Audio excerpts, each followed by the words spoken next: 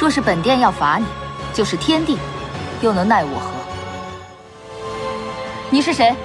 胆敢擅闯大泽府，伤我天宫仙君，扰乱上君寿宴！擅闯！闲下上君看看，此帖是否是尊师所写？本殿是受邀而来，何来的擅闯？下君贤善，见过神君。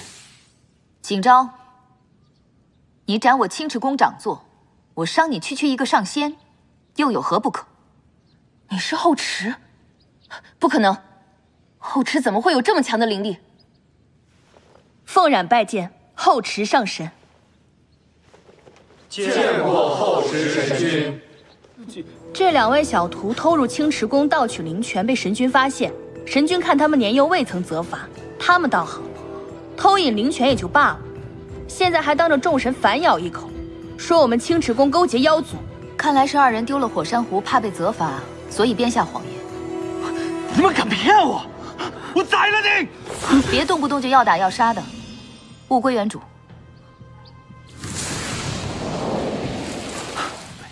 他二人的责罚自是不能少，但你多次口出狂言，更是可恶。这个，因为你诋毁本君；这个，是为你辱没青池宫；这个，是你万年前在渊灵沼泽赐予凤冉的背后一剑。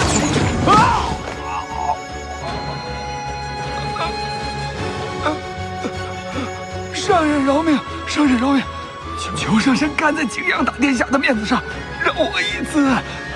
景阳，本殿倒是忘了，在天宫还有3位殿下为你做靠山。若是本殿要罚你，就是天地，又能奈我何？后池，你莫要欺人太甚！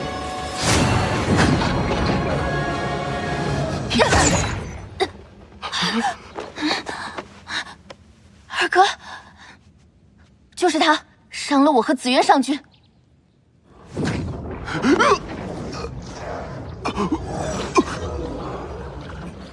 这位是二殿下，这位是青池宫的后池上神。原来是后池上神，不知景昭和紫渊做了何事，让您如此惩戒？二哥，二殿下真是来得不早不晚。刚刚景昭使唤紫渊污蔑我们青池宫勾结妖族，你不在。现在后池上神要教训这小人的时候，你倒来主持公道了。小神君言重了，您第一次来就遇到如此是非，是东华招待不周，让小神君受了委屈。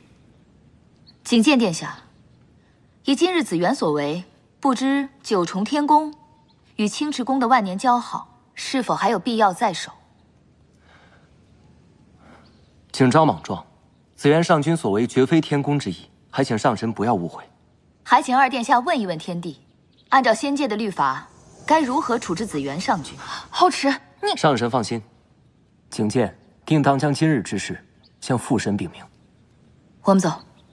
等等，夏君有一件非常重要的事情要询问神君，不知神君可否移步后殿？